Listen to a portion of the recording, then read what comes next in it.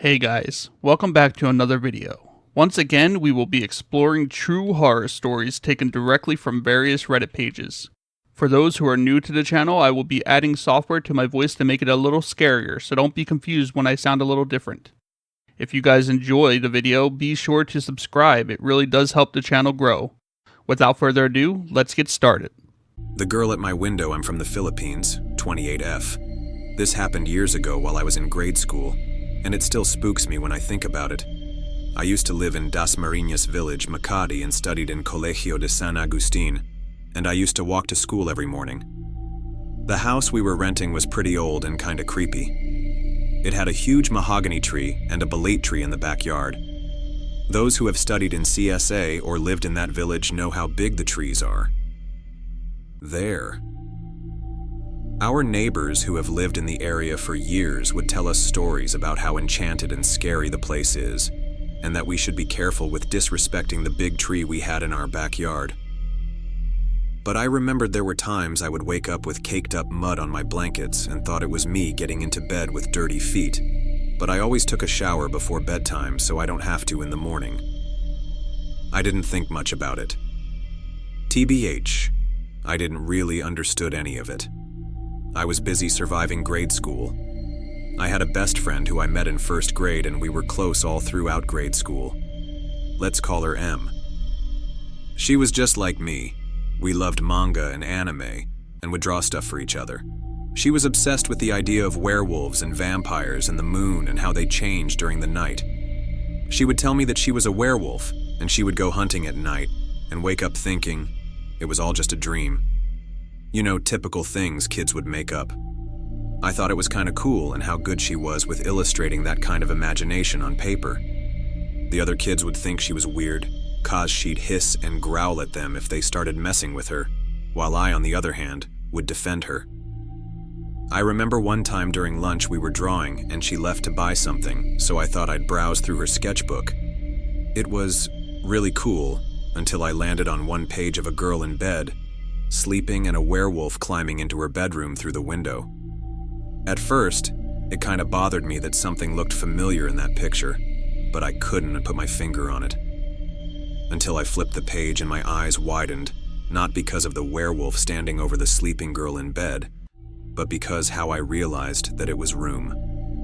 And I swear I've never invited her to my place before. My mom is very strict, and I wasn't allowed to have any friends over or hang out with friends outside of school. She got everything right from the dodgy bed frame to the old stained white lamp on my bedside table, the old K-Zone magazines stacked up underneath my bed.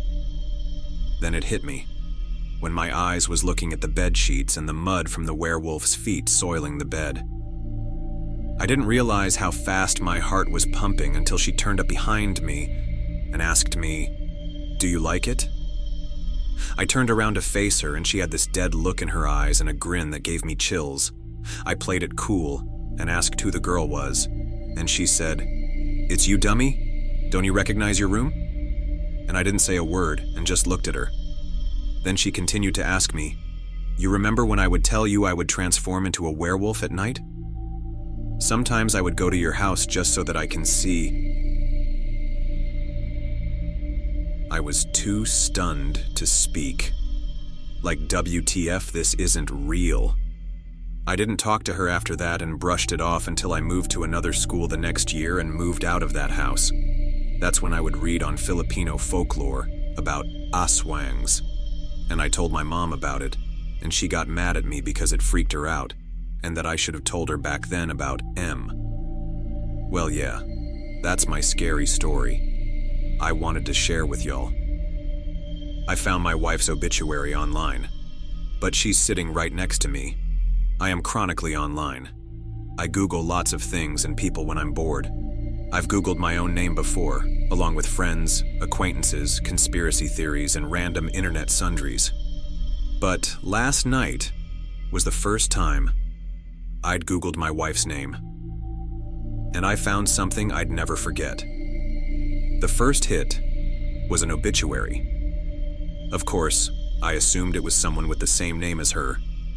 Her first name is Emily, and her last name is pretty common. Not gonna share it here because I don't want to be doxxed. But I clicked it anyway, just out of curiosity. My heart fell through the floor when I saw a photo of my wife on the website. Blonde, highlighted hair, dark eyes, and the dates matched up too. 1986 to 2012. According to this obituary, she died when she was 26. I met her when she was 27. There's no way, I thought. This must just be someone who looks like her, with her name and her birth year. But I knew it was too many coincidences to be wrong. When I read the actual obituary, it only cemented things for me. It mentioned her love of horses, her volunteer work at a soup kitchen through her church, and her work as a biologist postdoc. So many details matched up, there was no way it could be a coincidence. "What you looking at?" I jumped as my wife came in from the kitchen and sat down next to me. On instinct, I slammed the laptop shut. "Nothing," I said. Then, realizing how suspicious I looked, I added, "I was looking at birthday gifts for you." For a second, her face froze, and I was worried she wouldn't buy my lie. But then she smiled, that warm smile I loved, crinkling her eyes at the corners. "That's so sweet," she said, coming to sit next to me. I swallowed. "Yeah." She cuddled up next to me, but I felt completely on edge. The warmth of her skin no longer felt warm and inviting. In fact, a chill ran down my spine. After a few minutes, I extricated myself from her embrace. "I don't feel good," I lied. "I'm going to lie down." "Aw, okay," she said, pouting. Before she could say anything more, I ran upstairs. As soon as I got on the bed, I brought up the obituary again. I stared at the grainy image of her face. It was definitely her. That warm smile, those mysterious, dark eyes. There was no way it could be anyone else. I scrolled through some of the other results, and I realized some of those too were related to her death. There was a Facebook memorial page, friends posting on it, names I didn't recognize, mourning her loss more than 10 years ago.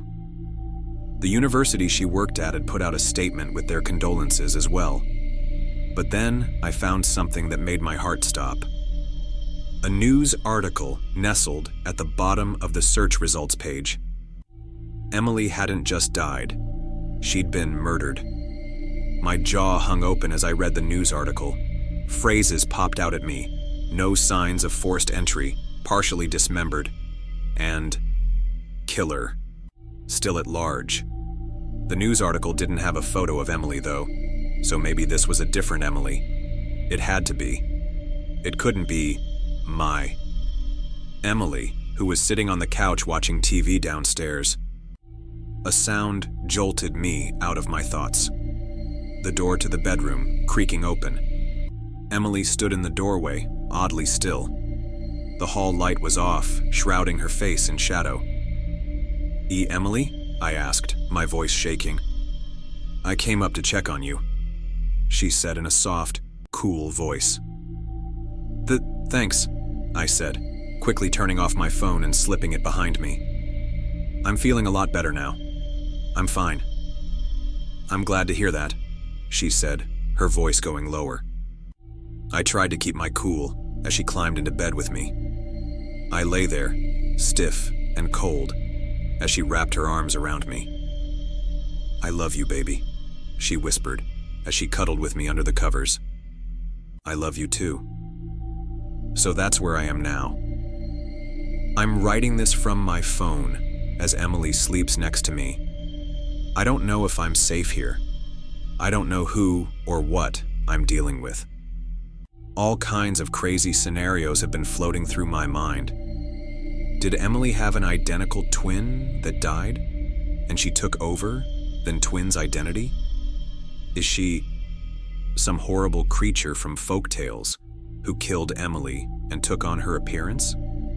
The more minutes that tick by, the wilder my theories get. None of them make sense. There's only one thing I'm sure of. Whoever, or whatever, I'm sleeping next to isn't the real Emily.